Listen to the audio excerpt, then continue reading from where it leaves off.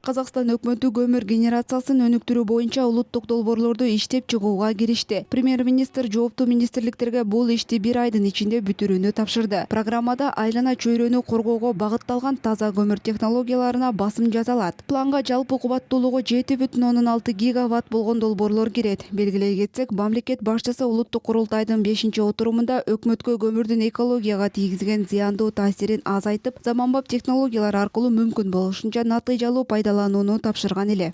Осыған байланысты Самұрық Қазына қорына қаңтар айының соңына дейін Буга байланыштуу Самрук казына фондуна 3 айынын аягына чейин Көкшетау, Семей жана Өскөмен шаарларында жылуулук электр борборлорун куруу долбоорлорун ишке ашыруу боюнча келишимдерди бекитүүнү тапшырамын. Курулуш иштерине алдыдагы чың Куран айында киришүү керек. Экинчи грезди кеңейтүү боюнча курулуштун жүрүшүн өзгөчө көзөмөлгө алуу зарыл. Быйыл Курчатовдагы ЖЭП жана Эки Бастуздагы 3-грез долбоорлорунун технологиялык документациясын даярдоо кажет. техникалық құжаттамасын дайындауды аяқтау керек.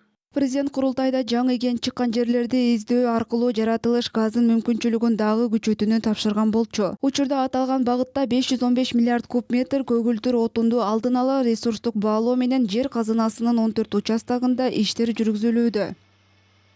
Орта мерзімде перспективада геологиялық барлау портфелін Орто мөөнөттүү келечекте геологиялык чалгындоо портфелин газдын ресурстук баасы болжол менен 1,7 триллион куб метрди түзгөн 30 участоктон ашык аймакка чейин кеңейтүү каралууда. Бул өндүрүштү көбөйтүү жана болжолдонгон ички суроо талапты канааттандыруу үчүн туруктуу негиз түзүүгө мүмкүндүк берет. Ошол эле учурда инвестициялык ишмердүүлүктү жандандыруу жана геологиялык тобокелдиктерди бөлүштүрүү максатында жер казынасынын 50-гө жакын участогун электрондук аукциондорго чыгаруу мерченделүүдө. учаскесін электрондық аукциондарға шығару жоспарлануда.